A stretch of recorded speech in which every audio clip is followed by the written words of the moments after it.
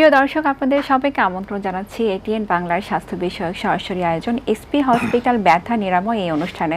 আপনাদের সঙ্গে পুরো আয়োজন জুড়ে রয়েছে আমি জান্নাতুন নূর নাইমা। দর্শক, আমরা সবাই যে কোনো বয়সের মানুষই যে কোনো ধরনের সমস্যায় জীবনের কোনো না কোনো সময় আক্রান্ত হতে পারি। এই ধরনের ব্যথার সমস্যা আমরা অনেক সময় দেখা যায় ইগনোর করি, যেখান থেকে অনেক বড় ধরনের সমস্যা হতে পারে। এই ব্যথার সমস্যায় কী করণীয় বা ফিজিওথেরাপির ভূমিকায় বা কতটুকু, এই বিষয়গুলো নিয়ে আজ আমরা বিস্তারিত কথা বলবো। এবং এই বিষয় নিয়ে বিস্তারিত কথা বলার জন্য আজ আমরা আমন্ত্রণ জানিয়েছি একজন স্বনামধন্য অতিথিকে। আমাদের মাঝে আজ রয়েছেন ডক্টর এস চক্রবর্তী। তিনি বাত ব্যথা, প্যারালাইসিস ও ফিজিওথেরাপি বিশেষজ্ঞ, চেয়ারম্যান ও চিফ কনসালটেন্ট, এসপি হসপিটাল, সহযোগী অধ্যাপক, ঢাকা কলেজ অফ ফিজিওথেরাপি। দর্শক, আপনারাও চাইলে আপনাদের যে কোনো সমস্যায় আমাদের প্রশ্ন করতে পারেন স্ক্রিনে দেখানো নম্বরে ফোন করে। আমাদের বিশেষজ্ঞ অতিথি আপনাদের প্রশ্নের উত্তর দেওয়ার চেষ্টা করবেন। স্যার, আপনাকে আমন্ত্রণ জানাচ্ছি আমাদের অনুষ্ঠানে। কেমন আছেন? জি, আমি ভালো আছি। আপনি কেমন আছেন? আমিও খুব ভালো আছি।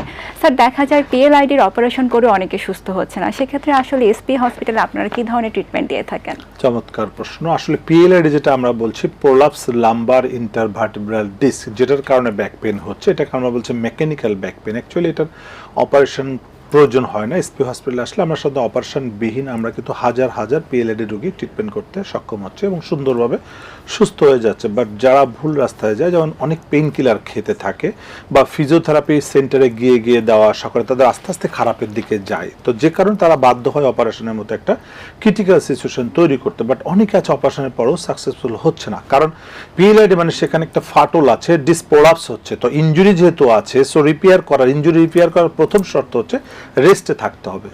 So bed rest with physiotherapy, যেটা আমরা এসপি হসপিটালে আমাদের যে প্রোটোকল, কোমর ব্যথা রোগীদের জন্য 3 থেকে 6 সপ্তাহের একটা ট্রিটমেন্ট প্ল্যান তৈরি করা হয় এবং কোমর ব্যথা চিকিৎসা করে সুস্থ করতে সাধারণত 42 দিনের বেশি কোনো প্রয়োজন নাই। সো আমরা 3 সপ্তাহ হসপিটালে ট্রিটমেন্ট করছি, বাকি 3 সপ্তাহ রোগী বাসায় গিয়ে নিজেই করছে, আমরা শিখিয়ে দিচ্ছি। 6 সপ্তাহ ট্রিটমেন্টকে রোগী সুস্থ হয়ে যায়। সেটা অপারেশন পরবর্তী একই সিস্টেম। অপারেশন করে যারা বিপদে আছে তাদেরও 3 সপ্তাহের মধ্যেই তাদেরকে সুস্থ করা সম্ভব। যারা অপারেশন করে নাই তাদের তো আরো চমৎকারভাবে চিকিৎসা করা সম্ভব। সো 3 সপ্তাহ চিকিৎসার মধ্যেই রোগী সুস্থ হয়ে যাচ্ছে এবং বাসায় গিয়ে বাকিটা করছে। সো আমরা বলছি 42 দিন কষ্ট করবেন, 42 বছর ভালো থাকবেন। কোমর ব্যথা রোগীদের জন্য আসলে পিএলআইডি অপারেশনের প্রয়োজন হবে না। স্যার, অনেক ক্ষেত্রে দেখা যায় যে কোমর ব্যথায় অনেকেই ভুগছে, বাট একদমই পুরোপুরি সুস্থ হচ্ছে না, এটা কি কখনোই রিকভার করা যায় না? আসলে কোমর ব্যথার যে প্রোটোকল যেটা বললাম, সব জায়গায় কিন্তু আসলে দেখবেন যে কোমর ব্যথা রোগীরা, আমাদের মেডিকেল ভাষায় বলা হচ্ছে all the back pain patients আর মেডিকেলি অরফ্যান। অ্যাকচুয়ালি কোমর ব্যথা রোগীরা এতিমের মতো বিভিন্ন দাঁড়ে দাঁড়ে ঘুরে বেড়াচ্ছে। কোথায় যাচ্ছে? ওষুধের দোকান থেকে ওষুধ কিনে খাচ্ছে, মেডিসিন স্পেশালিস্ট যাচ্ছে, মেডিসিন নিচ্ছে, অর্থোপেডিক্সের ওষুধ নিচ্ছে, নিউরোলজি যাচ্ছে, বিভিন্ন জায়গায় যাচ্ছে। আসলে তার তো জায়গাটা হচ্ছে ফিজিওথেরাপি হসপিটাল। তাকে কিন্তু লাস্টলি ফিজিওথেরাপিতে যেত, সেখানে গিয়েও সে প্রতারিত হচ্ছে, কারণ ফিজিওথেরাপি যে এসে দিচ্ছে। তো যাদের ডিসপ্রোলাপস আছে, জেল বের হয়ে যাচ্ছে, হাঁটা চলাগুলো তো বের আরও হবে, যার ফলে তারা ভালো হচ্ছে না। সো কোমর ব্যথা কেন ভালো হচ্ছে না, তার একটাই কারণ হচ্ছে সঠিক ডায়াগনোসিস এবং সঠিক ট্রিটমেন্ট। যদি কোনো প্যাথোলজি থাকে, যেমন টিউমার, টিবি, ক্যান্সার আছে, আপনি যতই পেন কিলার খান কোনোদিন ভালো হবে না। তো সাধারণত দেখবেন কোমর ব্যথা রোগীরা কি ওষুধ খায়? পেন কিলার খাচ্ছে, মাসেল রিল্যাক্সেন্ট খাচ্ছে, ক্যালসিয়াম খাচ্ছে, ভিটামিন ডি খাচ্ছে। এটা একটাও কিন্তু কোমর ব্যথার ট্রিটমেন্ট না। কয়েকদিন পরে আবার শুরু হ্যাঁ, হয়ে এটা তো যায়। সাময়িক 1-2 দিন আরামের জন্য দিতে পারেন, বাট দিস ইজ না ট্রিটমেন্ট। ট্রিটমেন্ট অ্যাকুরেটলি করতে গেলে যদি কোনো প্যাথোলজি থাকে, যেমন টিউমার থাকলে অপারেশন করতে হবে, টিবি থাকলে তার মেডিসিন লাগবে, টিউমার থাকলে, ক্যান্সার থাকলে তার ট্রিটমেন্ট করতে হবে, ডিসপ্রোলাপস থাকলে সেটাকে সেটেল করতে হবে। স্যার, আমরা আরো বিস্তারিত শুনবো। একজন দর্শক রয়েছেন ফোনে। দর্শক, কে বলছেন? নাম বয়স বলে প্রশ্ন করুন। হ্যালো, আসসালামু আলাইকুম। ওয়ালাইকুম আসসালাম। আমি বগুড়া থেকে রেজাউল বলতেছি জি, ম্যাডাম। সমস্যা বলুন, আমরা বলুন শুনতে দর্শক। পাচ্ছি। হ্যাঁ, আমি একটু স্যারের সাথে কথা বলবো। স্যার, শুনতে আমরা পাচ্ছেন, শুনতে আপনি পাচ্ছি। বলুন।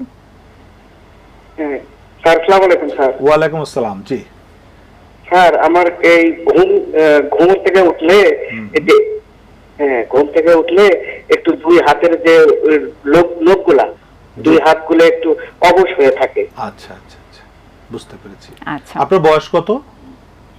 স্যার, আমার বয়স এখন 35। 35 বছর। কতদিন যাবত এই সমস্যাটা হচ্ছে? স্যার, প্রায় 4-5 মাস। আপনার কি ঘাড়ে কোনো ব্যথা হয়? ঘাড়ে ব্যথা নাই স্যার, একটু হাঁটুতে ব্যথা। আচ্ছা, আপনি কি কাজ করছেন? দর্শক, আপনি কি কাজ করছেন? আপনার জব কি? ম্যাডাম, আপনি কি কাজ করেন? কি ও আমি এখানে রান্নার কাজ করি বাবুর্চি হিসেবে। বাস আচ্ছা। বুঝতে পেরেছি। দেখেন ঠিক আছে, অনেক এই যে ধন্যবাদ। কয়েকটা প্রশ্ন রোগীদের কাছ থেকে শুনতে হয়, কয়েকটা প্রশ্নের মধ্যে কিন্তু অ্যান্সার লুকিয়ে আছে। উনি রান্নার কাজ করছে, মানে উনি ঘাড় বাঁকা করে কাজ করছে, ঘাড়ে ওনার ইনজুরি আছে, ডিসপ্রোলাপস হয়ে আছে।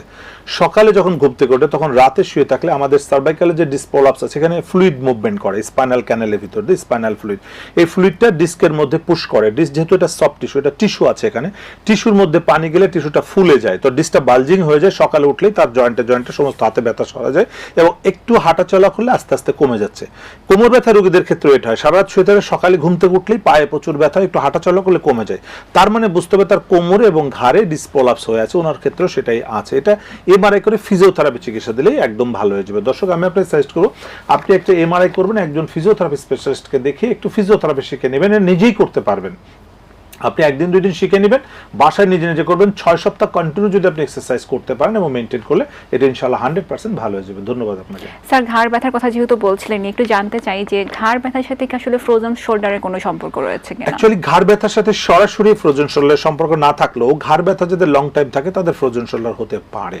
কারণ ফ্রোজেন শোল্ডার হচ্ছে ক্যাপসুলাইটিস হয়, তো ঘাড়ে যদি ব্যথা থাকে সাধারণত হাতে ব্যথা ছড়িয়ে যায় এবং হাতের মুভমেন্ট স্যার, আমরা আরো বিস্তারিত শুনবো। আরেকজন দর্শক রয়েছেন।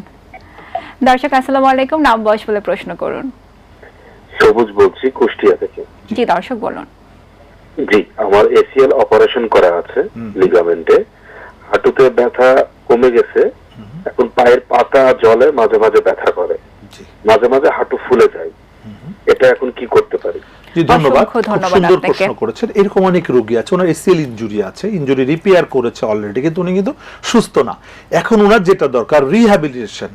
রিহ্যাবিলিটেশন না করার কারণে ওনার প্রবলেমটা রয়ে গিয়েছে, রোগী কিন্তু শান্তি পাচ্ছে না। ওনার কোমরে প্রবলেম আছে, কোমরে ডিসপ্রোলাপস আছে, যে কারণে তার পা বার্নিং হচ্ছে, জ্বালা পোড়া হচ্ছে, পায়ের শক্তি কমে যাচ্ছে, বডির ওজন আঘাত করে কার্টিলেজ ইনজুরি করে হাঁটুর মধ্যে ফ্লুইড মানে ব্লিডিং হয়ে ইনফেকশন হয়ে ফ্লুইড জমে যাচ্ছে, সেখানে হাঁটু ফুলে যাচ্ছে। সো এটার সমাধান হচ্ছে কোমর থেকে আমার ট্রিটমেন্টটা শুরু করতে হবে। কোমরে ডিসপ্রোলাপস আছে কিনা সেটা এমআরআই করে দেখতে হবে, সেখানে ডিসপ্রোলাপস থাকতে পারে অথবা কোনো প্যাথোলজিও থাকতে পারে। অনেক সময় আমরা কোমরে এমআরআই করে দেখি টিউমার আছে, রোগী বলে আমার কোমরে কোনোদিনও ব্যথা ছিল না, কিন্তু এই প্রবলেম যদি থাকে সেটা টিউমার থাকার চান্স থাকে, যে কারণে আমরা অবশ্যই বলি কোমরে একটা এমআরআই করে নেওয়া উচিত, কারণ আন্দাজে চিকিৎসা করলে রোগী ক্ষতিগ্রস্ত হতে পারে। তো দর্শক, আমি আপনার সাজেস্ট করবো আপনার প্রবলেম কোমর থেকে আছে, যে কোমর যদি আপনি আইডেন্টিফাই না করতে পারেন এই সমস্যা থেকে আপনার মুক্তি নেই। কোমরে একটা এমআরআই করে দেখতে পারবেন সেখানে কি প্রবলেম আছে, ওটাকে সলভ করতে হবে ফিজিওথেরাপির মাধ্যমে। আপনার মাসেলকে স্ট্রং করতে পারবেন, মাসেল দুর্বল আছে, মাসেল যদি শক্তিশালী হয়ে যায় আপনার পায়ের ব্যথা, বার্নিং এবং হাঁটুতে ফোলা বা পানি আসা সব বন্ধ হয়ে যাবে। ধন্যবাদ আপনাকে। অনেক চমৎকার করে বললেন। স্যার, একটু জানতে চাই, যেটা আমরা ফ্রোজেন শোল্ডার নিয়ে বলছিলাম, ফ্রোজেন শোল্ডার কি পুরোপুরি রিকভার করা সম্ভব? 100%। অ্যাকচুয়ালি ফ্রোজেন শোল্ডার, অনেকে জানে ফ্রোজেন শোল্ডার প্রিভেনশন করা যায় না, আমরা বলি ফ্রোজেন শোল্ডারও প্রিভেনশন করা সম্ভব, কারণ ফ্রোজেন শোল্ডারের আগের স্টেজ হচ্ছে ক্যাপসুলাইটিস। ক্যাপসুলাইটিস আসে আপনাকে প্রচন্ড ব্যথা হবে হাতের জয়েন্টে, যদি আপনি প্রথম দিনে ট্রিটমেন্ট শুরু করতে পারেন ফিজিওথেরাপি, ও আর জীবনে কোনদিন ফ্রোজেন শোল্ডার হবে না। কিন্তু যদি আপনি পেইন কিলার খেয়ে কমানোর চেষ্টা করেন তাহলে আস্তে আস্তে সে অ্যাডহেসিভ ক্যাপসুলাইটিস হয়ে যাবে।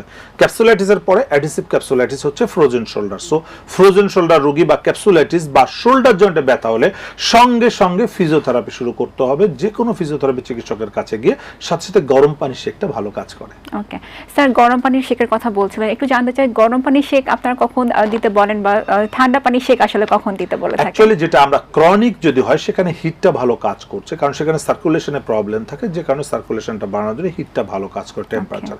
এবং যেখানে অ্যাকুইট ইনজুরি হচ্ছে সেখানে অবশ্যই ঠান্ডা ব্যবহার করতে, সেখানে অ্যাকুইট মানে সেখানে আরো বেশি মানে হেমোরেজ হচ্ছে, সেখানে যদি আপনি হিট দেন তাহলে হেমোরেজ বেড়ে যেতে পারে, যে কারণে আমরা বলি অ্যাকুইট হচ্ছে আপনার ঠান্ডা আইস বা ঠান্ডা পানি, এবং ক্রনিক হলে সেখানে গরম পানি। বাহ, খুব চমৎকার বলেন স্যার। আমরা আরো অনেক বিস্তারিত শুনবো আপনার কাছ থেকে, বাট সময় হয়েছে ছোট্ট একটি বিরতি নেবার।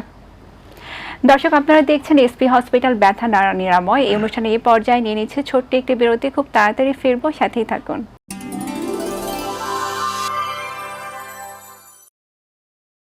বিরতির পর আরও একবার আপনাদের সবাইকে আমন্ত্রণ জানাচ্ছি এসপি হসপিটাল ব্যথা নিরাময় এই অনুষ্ঠানে। আশা করছি আপনারা আমাদের সাথেই ছিলেন। স্যার, একটু জানতে চাই, অনেকে প্যারালাইসিস হয়ে ঘরে পড়ে থাকেন, তারা কি কখনো সুস্থ হতে পারবেন আবার?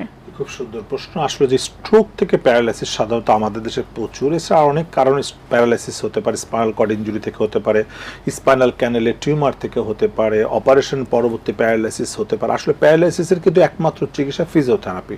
সো যদি সঠিক সময়ে সঠিক ফিজিওথেরাপি দেওয়া যায় তাহলে মোস্ট অফ দ্য প্যারালাইসিস রোগী কিন্তু আবার স্বাভাবিক জীবনে যেতে পারবে। যেমন স্ট্রোক থেকে প্যারালাইসিস হওয়ার পরে এরা বেশিরভাগ ক্ষেত্রে প্রতারিত হচ্ছে, ভুল ট্রিটমেন্টের শিকার হচ্ছে। দেখবেন বেশিরভাগ ক্ষেত্রে স্ট্রোক করে প্যারালাইসিস হওয়ার পর যেখানেই যাক তারা শুধু ব্যায়াম করাচ্ছে এবং চিকিৎসকও বলেছে বাসায় গিয়ে ব্যায়াম করেন, নিজেদের ব্যায়াম করে রোগীকে আরো ধ্বংস করে দেওয়া হচ্ছে। আসলে ব্যায়াম কিন্তু করানো যাবে না। এটাকে আমরা বলছি যে ফিজিওথেরাপি, থেরাপিউটিক এক্সারসাইজের মাধ্যমে রিএডুকেশন। অ্যাকচুয়ালি স্ট্রোকের তো প্রবলেমটা ব্রেনে, সো ব্রেনের থেরাপি দিতে হবে, যেটা আমরা এসপি হসপিটালে নিয়ে এসেছি। টিএমএস, ট্রান্সকিউটেনাস ম্যাগনেটিক স্টিমুলেশন, ব্রেনকে সরাসরি ফিজিওথেরাপি দিচ্ছে সেখানে, এবং আমরা ম্যানুয়াল থেরাপির মাধ্যমে রিএডুকেশনের মাধ্যমে, এটাকে বলে অ্যাক্টিভ অ্যাসিস্টেড এবং অ্যাক্টিভ রেজিস্টেড, যার মাধ্যমে তাদেরকে সুস্থ করতে পারে। জি, খুব চমৎকার করে বলছেন, দর্শক রয়েছেন। দর্শক, নাম বয়স বলে আপনার প্রশ্ন করুন। হ্যালো, আসসালামু আলাইকুম স্যার। আমি তানিয়া রহমান বলছিলাম, আমার বয়স 25 বছর। স্যার, আমার ঘাড়ের ডান দিকে ব্যথা করে আর ডান হাতেও ঝিনঝিন করে। স্যার, এই 3 মাস হলো এরকম হচ্ছে। আমি স্যার ব্যাংকে জব করি, মানে সারাদিনই কম্পিউটারে কাজ হয়, তো আর ঘোরাতে গেলে ব্যথা হচ্ছে, আরো বেড়ে যায়। কোনো ট্রিটমেন্ট করেছে? ডিস্কের সমস্যা নাকি পেশির সমস্যা? এটা হচ্ছে নার্ভের সমস্যা, হচ্ছে আপনার ডিস্ক প্রলাপস হচ্ছে। কারণ আমরা যারা কম্পিউটারে লং টাইম কাজ করি তারা ঘাড় বাঁকা করে করে কাজ করি। সো এই যে লং টাইম বাঁকা করে কাজ করার কারণে আমাদের সার্ভাইকাল রিজনে ইনজুরি হচ্ছে। আমাদের C3, 4, 4, 5, 5, 6 এই লেভেলগুলো ফেটে যাচ্ছে, কারণ আমার দুইটা হাড়ের মাঝখানে টিউব থাকে, টিউবগুলো লিক করে জেল বের হয়ে যায়। আস্তে আস্তে জেল নার্ভের চাপ দেয়, সেখানে ঘাড়ে ব্যথা, আস্তে আস্তে হাতে চলে আসবে, হাত ঝিঝি করবে। হাত ঝিঝি করা মানে বুঝতে হবে এটা নার্ভের সমস্যা হচ্ছে, এবং সার্ভাইকাল থেকে এটা ঘাড়ের একটা এমআরআই করলে আপনি দেখতে পাবেন। অবশ্যই একজন ফিজিওথেরাপি বিশেষজ্ঞের কাছে গিয়ে ঘাড়ের একটা এমআরআই করে আপনি দেখে নিয়ে দেন ফিজিওথেরাপি করেন।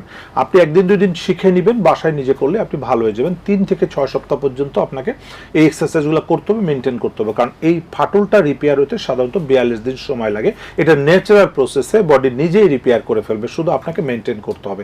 এই সময় কিছু কারেকশন করতে হবে, যেমন সামনে ঘাড় বাঁকা করে কাজ করা যাবে না, আপনার পজিশনটা ঠিক করে দিতে হবে। ধন্যবাদ আপনাকে। স্যার, অনেক সময় দেখা যায় যে দুই পা আস্তে আস্তে অবশ হয়ে যায়, উপরের দিকে উঠে যায়, এটা আসলে কি রোগ?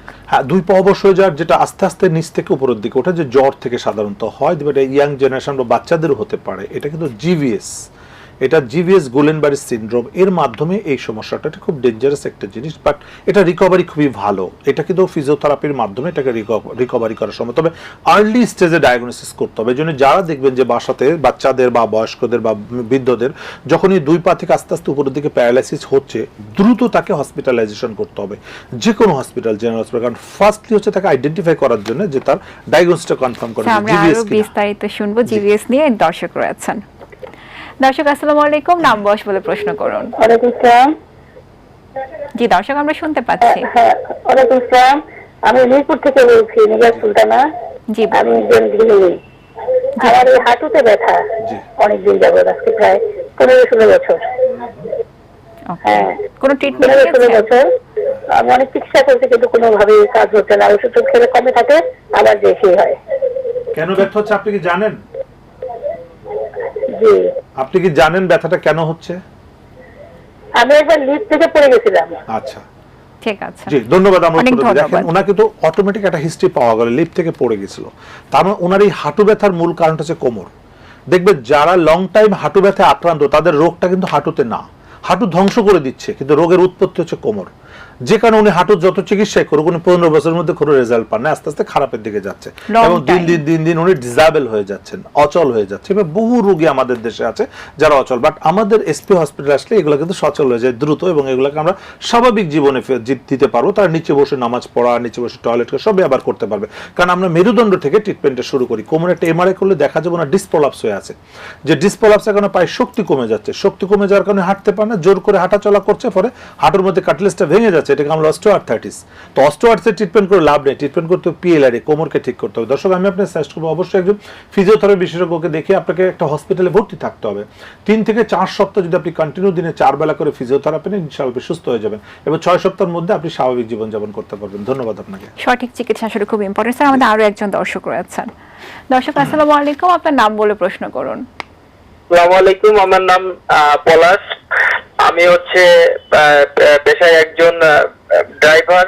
আমার মাঝে মাঝেই দেখা দেয় আমার কোমরে খুব ব্যথা, হাঁটুতে ব্যথা, ঘাড় লাগিয়ে আসে, খুব সমস্যা আর কি। এই বিষয়ে আমি কিছু পরামর্শ যাচ্ছি ডাক্তারের কাছে। জি ধন্যবাদ। ধন্যবাদ। এরকম অনেক আছে যারা বিদেশেও কাজ করছে, ড্রাইভার যারা গাড়ি চালাচ্ছে, তাদের কিন্তু কোমর ব্যথাটা কমন। কারণ কি, গাড়ি কাজ করতে গিয়ে দেখা যায় বাঁকা হয়ে তারা টায়ারের কাজ করছে, টিউবের কাজ করছে, লিক হয়ে যাচ্ছে। এই যে বাঁকা হয়ে কাজ করতে তো কোমর ইনজুরি হচ্ছে, কোমর ইনজুরি সেটা ইফেক্ট পড়ছে আবার ঘাড়ে, সেখান থেকে আবার হাঁটু, আস্তে আস্তে রোগীরা খারাপ হচ্ছে। বিদেশ থেকে অনেকে চলে আসছে আমাদের এসপি হসপিটালে, এসে তারা ট্রিটমেন্ট করছে। এটা ডিসপ্রোলাপস, মেকানিক্যাল প্রবলেম। সো এখানে ফিটনেসটা দরকার। অ্যাকচুয়ালি যে কোনো কাজে আপনি যেন আপনার বডির ন্যূনতম ফিটনেসটা দরকার, এবং কাজের জন্য আপনার এক্সপেরিয়েন্স দরকার, ট্রেনিং দরকার। একটা চাকা কিভাবে খুলতে হবে, ট্রেনিং দরকার। ট্রেনিং না করলে এই প্রবলেমগুলো হয়, এবং এটা ফিজিওথেরাপিতে ভালো করতে। দর্শক, আমি আপনার সাজেস্ট করবো যে আপনি একজন ফিজিওথেরাপিস্টের পরামর্শ নিয়ে একটু ফিজিওথেরাপি শিখে নেন, নিজেরটা নিজে করতে পারবেন। কিছু এক্সারসাইজ শিখে নিয়ে আপনার মাসলকে স্ট্রং করবেন, এবং কাজের ভঙ্গিগুলোকে কারেকশন করতে হবে, সামনে ঝুঁকে কাজ করা থেকে বিরত থাকতে হবে। ধন্যবাদ আপনাকে। স্যার, আমরা তো আসলে অনেকগুলো ব্যথা নিয়ে কথা বলছিলাম, একটু জানতে চাই মাথায় ব্যথার সাথে কি ফিজিওথেরাপির কোনো সম্পর্ক রয়েছে? অবশ্যই। দেখুন, অনেক মাথা ব্যথার রোগী আমরা পেয়ে থাকি। মাথা ব্যথা হচ্ছে, অনেক ওষুধ খাচ্ছে, ভালো হচ্ছে না, আস্তে আস্তে ওষুধ বেড়ে যাচ্ছে। আসলে এই মাথা ব্যথাটা কেন হচ্ছে? নিউরোলজিস্ট বলছে কিছু সমস্যা পায় না, চোখের ডাক্তার বলছে কিছু সমস্যা পায় না, নাক কান গলা বলছে সমস্যা নাই, সবই ভালো আছে, তার মাথা ব্যথা ভালো হচ্ছে না কেন? তাদের সমস্যা সার্ভাইকালে, ঘাড় থেকে মাথা ব্যথা হতে পারে। স্যার, আমরা আরেকটাও শুনবো, ফোন রয়েছে। দর্শক, আপনার নাম বলে প্রশ্ন করুন।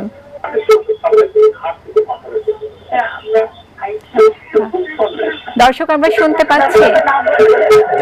টিভির ভলিউমটা বন্ধ করে কথা বলুন, টিভির ভলিউমটা অফ করে নিন। জি, আপনার নাম বলে প্রশ্নটি করুন।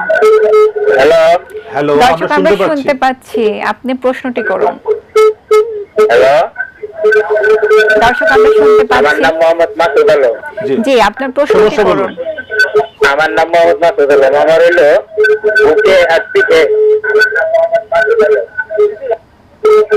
আমার প্রশ্ন হইলো বুকে আর পিঠে হইলো ব্যথা, জি ঠিক আছে, আর বুক জ্বলে, গলা ব্যথা করে। জি ঠিক আছে দর্শক। জি, দর্শক ধন্যবাদ, আমি উত্তরটা ধন্যবাদ। দিচ্ছি। দর্শক, প্রশ্ন করার সময় টেলিভিশনের ভলিউমটা বন্ধ করে প্রশ্ন করবেন, তাহলে সুবিধা হবে। ওনার যেটা বুকে এবং পিঠে ব্যথা, অনেকে বুকে ব্যথা হলে মনে করেন হার্টের সমস্যা, কেউ মনে করে গ্যাস্ট্রিকের সমস্যা, দেখা যাচ্ছে হার্টের ট্রিটমেন্ট করছে, সবই ভালো, গ্যাস্ট্রিকেরও সমস্যা নেই, তারপরে বুকে ব্যথা ভালো হচ্ছে না। আমাদের ডরসাল স্পাইনে যদি ডিসপ্রোলাপস থাকে, সেখান থেকেও আমাদের চেস্ট পেন হয়, বুকে ব্যথা হচ্ছে, বা লোয়ার সার্ভাইকালের ডিসপ্রোলাপস হয়, সেখান থেকে ওটা মেকানিক্যালি হচ্ছে, এটা নার্ভের কারণে হচ্ছে। সো এটা যদি ফিজিওথেরাপি একমাত্র চলে, ফিজিওথেরাপি করলে এইগুলো সমস্যার সমাধান হয়ে যাবে। দর্শক, আমি আপনাকে সাজেস্ট করবো যে অবশ্যই একটা এমআরআই করতে হবে আপনার স্পাইনে, দেখতে হবে যে কেন ব্যথাটা হচ্ছে। ডিসপ্রোলাপস থাকলে ফিজিওথেরাপি দিলে ইনশাআল্লাহ সুস্থ হয়ে যাবে। ধন্যবাদ আপনাকে। স্যার, আমরা সাধারণত জানি যে স্ট্রোক থেকে প্যারালাইসিস হতে পারে, একটু জানতে চাই যে কোমর ব্যথা থেকে কি প্যারালাইসিস হতে পারে কিনা? অবশ্যই। কোমর ব্যথা যদি লং টাইম থাকে, আস্তে আস্তে স্পাইনাল কর্ডকে ড্যামেজ করে দিতে পারে, সেখান থেকে ব্যথা হতে পারে। টিউমারের কারণে ব্যথা হতে, টিবি স্পাইন, যেটা আমরা পটস ডিজিজ, অনেক রোগী আমরা পাই কোমরে টিবি আছে জানেই না, পেন কিলার খেতে খেতে খেতে খেতে একসময় কি হচ্ছে, টিবি হাড় খেয়ে ভেঙে প্যারালাইসিস হয়ে যাচ্ছে। তো এরকম রোগী পাচ্ছে। অনেকের ক্যান্সার হয়ে আছে, টিউমার ছিল বুঝতেই পারেন, আস্তে আস্তে ক্যান্সার ছড়াই গিয়েছে। আমি অনেক রোগী, আজকে একটা রোগী দেখে এসেছি, তার ক্যান্সার হয়ে আছে ডরসাল স্পাইন, এবং তার 2 পা প্যারালাইসিস, এবং পা প্রচন্ড ঝাঁকুনি দিচ্ছে, পা বাঁকা করে হয়ে থাকে, সোজা করতে পারে না। পেশেন্টের প্রচন্ড কষ্ট, কিন্তু এটা যদি আর্লি স্টেজে ধরা পড়তো হয়তো বা এত খারাপ হতো না। সো এই যদি কোমর ব্যথাকে আমরা বলি ইগনোর না করে, কোমর ব্যথার ডে ওয়ানেই আপনাকে কনফার্ম করতে হবে যেটা প্যাথোলজি না মেকানিক্যাল। কারণ প্যাথোলজি থাকলে এটা ভয়ঙ্কর কিছু ঘটতে পারে। আর আপনি যদি জীবনে একবার এমআরআই করেন স্পাইনে, তাহলে আপনি জানতে পারলেন যে আপনার প্যাথোলজি আছে কিনা। আর যদি একবার দেখেন প্যাথোলজি নাই, আর সাধারণত জীবনে না হওয়ার চান্স সব থেকে বেশি। আসলে ইগনোর না করে খুব দ্রুত শরণাপন্ন হতে হবে। ডক্টর স্যার, আমাদের একজন দর্শক রয়েছেন। দর্শক, কে বলছেন? আপনার নাম বলে প্রশ্ন করুন। হ্যালো, আসসালামু আলাইকুম। জি, ওয়ালাইকুম সালাম। জি, আমি বনশ্রী থেকে বলছি। আমার বয়স 54 বছর বয়স। আমি 1.5 মাস যাবত আমার তর্জমার পাশে, মানে মধ্যমা আঙ্গুলটা একটু ভারী জিনিস নিয়েছিলাম, অনেক ব্যথা। তো ওই ইয়ের আপনার মাঝখানের আঙ্গুলের কিছুই ধরতে পারি না, ঝিঝির মতো লাগে, আর সবসময় ব্যথা থাকে, রাত্রে ব্যথাটা বাড়ে, ব্যথা বেশি হয়। সেই জায়গাটায় প্রচন্ড ব্যথা, এই জায়গাটায় কোনো পাই না, কোনো পাই না, মানে কেমন যেন, মানে চাপ দিলে মানে ঝিঝির মতো, আর প্রচন্ড ব্যথা। এই ব্যথাটা কি করতে পারি? ট্রিটমেন্ট করেছেন? কোনো চিকিৎসা করেছেন? দর্শক, কোনো চিকিৎসা করেছেন? ডাক্তার দেখাই নাই। আপনার কি ঘাড়ে কোনো ব্যথা আছে? 1.5 মাস যাবত ব্যথা। ঘাড়ে কোনো ব্যথা হয়? দর্শক, ঘাড়ে কোনো ব্যথা? ঘাড়ে ওই কাজ টাজ করলে তখন ঘাড়ে পিঠে ব্যথা লাগে। আপনার মধ্যম আঙ্গুল মানে এটা এই আঙ্গুল সেটা বলছেন তো, হাতের আঙ্গুল? হ্যাঁ হ্যাঁ হ্যাঁ, জি জি, এইটাতেই।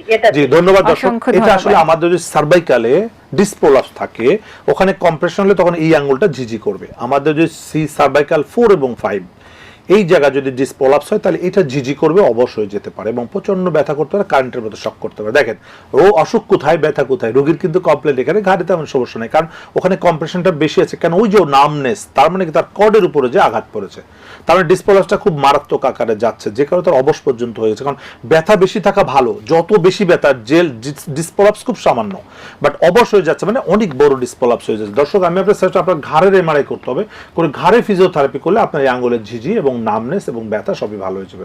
ধন্যবাদ আপনাকে। স্যার আমরা অনুষ্ঠানের একদম শেষ পর্যায়ে চলে এসেছি, ছোট্ট করে একটু শুনবো যারা আমাদের কানেক্ট করতে পারছে না তারা আপনাকে কিভাবে পাবেন। জি ধন্যবাদ দর্শক। নিচে স্কলে নাম্বার আছে, যে কোনো নম্বরে ফোন করে সিরিয়াল দিয়ে আসতে পারেন। SP hospital, Shyamoli ring road. আমি প্রতিদিন ওখানে সকাল 10টা থেকে 2টা এবং বিকাল 5টা থেকে রাত 9টা পর্যন্ত বসে। আমার নাম্বারটা বলে দিচ্ছি দর্শক, যারা লিখে নিতে চান তারা লিখে নেন, কাগজ কলম রেডি করেন, দ্রুত আমি বলবো। 0179 355 7825। আমি আরেকবার বলছি 0179 355 7825। এটা আমার পার্সোনাল নাম্বার। এই নাম্বারে ফোন করে কথা বলে আপনি সিরিয়াল দিয়ে আসতে পারবেন। সবাইকে ধন্যবাদ। অসংখ্য ধন্যবাদ স্যার আপনাকে, আপনি এসেছেন এবং চমৎকার সব উপদেশ দিয়েছেন। আপনাকে অনেক অনেক ধন্যবাদ। দর্শক এই ছিল আমাদের আজকের আয়োজন। যারা সময়ের অভাবে আমাদের আজকের আয়োজনটি দেখতে পারেনি তাদের জন্য আমাদের এই অনুষ্ঠানটি পুনঃপ্রচার করা হবে আজ রাত 2:10 তখন আপনারা দেখে নিতে পারবেন। আগামী পর্ব দেখার আমন্ত্রণ জানিয়ে আমি আজ বিদায় নিচ্ছি। আপনারা সবাই ভালো থাকুন, সুস্থ থাকুন, এটিএন বাংলার সাথেই থাকুন। আল্লাহ হাফেজ।